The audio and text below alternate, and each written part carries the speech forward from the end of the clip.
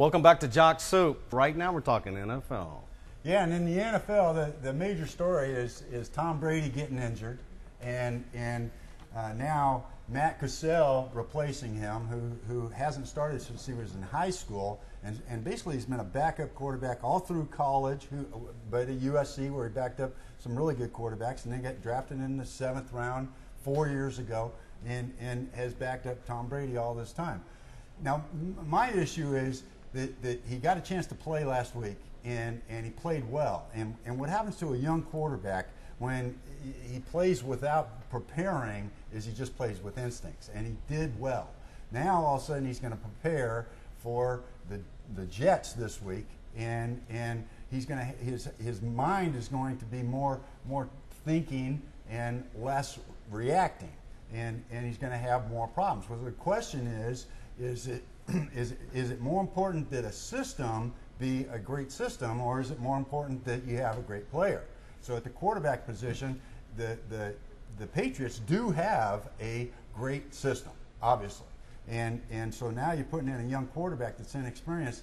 Will the system work? And I say no. Well, we have a guy on the line right now, won 40 games for the Miami Dolphins. He's going to have a couple words about the NFL. We got Jay Fiedler on right now. Hello, Jay. Fiedler, how you doing? Good. I'm doing great. Thanks for joining us. But we wanted to bring you in. There's a lot of hot topics going around sports right now. You had a great career with the Dolphins. You ended up actually signing with the Jets, and you got injured when you were backing up Pennington.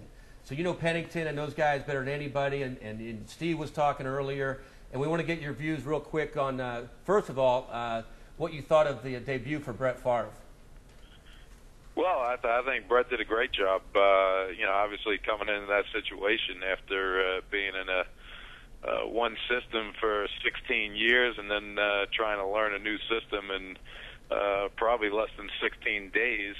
He did a great job of managing the situation and going out there, and you didn't see the typical,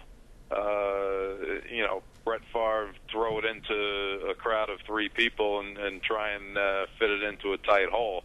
Other than the one play on 4th down where he threw it up for grabs, he was extremely efficient, used everyone on the field and made some great throws and, gave the team a great chance to win the game. We're on with Jay Fiedler. Jay, what do you think about, now this is allegedly, but let's just put yourself in a position. Let's go back real quick to the Favre thing with when Dan Marino was shown the door. A little Wannstedt here, a little management there. As a player who's done so much for a great city like Miami, I can't ask you, I know your close relationship with Dan. I've seen it, and you guys have a really great special thing together. How do you think Dan felt, and was it comparable to Brett? And when you're really shown the door, I mean, when they're telling you, here's the door, buddy, and what kind of respect is that as a player who's given that much to a city? Well, I think it was a little bit of a different situation. Brett walked away from the game in the first place, where Dan was had the injured nerve in his shoulder, and going into that playoff. The year before he retired, I mean, you could tell that his arm wasn't the same. So it was.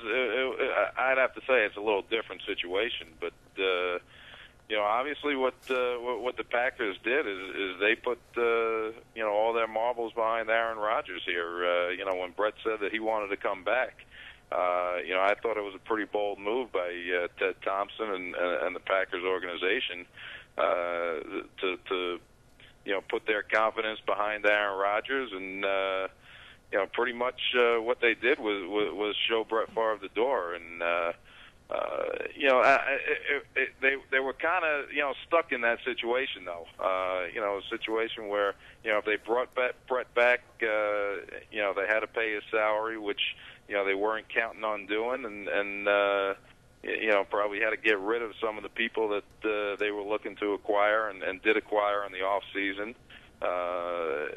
So it would have thrown a pretty big wrench, and they had gotten Aaron Rodgers ready to play for a long time and had a lot of confidence in what he was able to do. And I think he went out week 1 so far and proved them right. He's got to keep doing that throughout the year, but.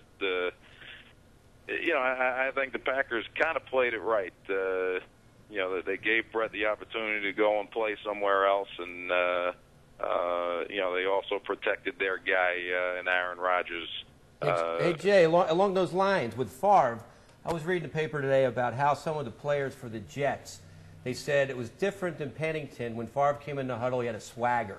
They said that Pennington was more methodical. In fact, Steve and I were laughing because one of the plays that they called in, Brett forgot what the play was, so he went in the huddle, you know, like you're playing out in the street, and he said, same play on 2, and they all started cracking up. I mean, it's just, he's got.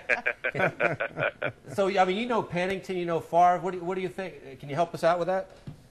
Well, sure. I mean, you know, Brett is you know, one of the bigger personalities in the whole game, and you know, I don't really know him personally. I haven't really been around them, but I know a lot of players that have.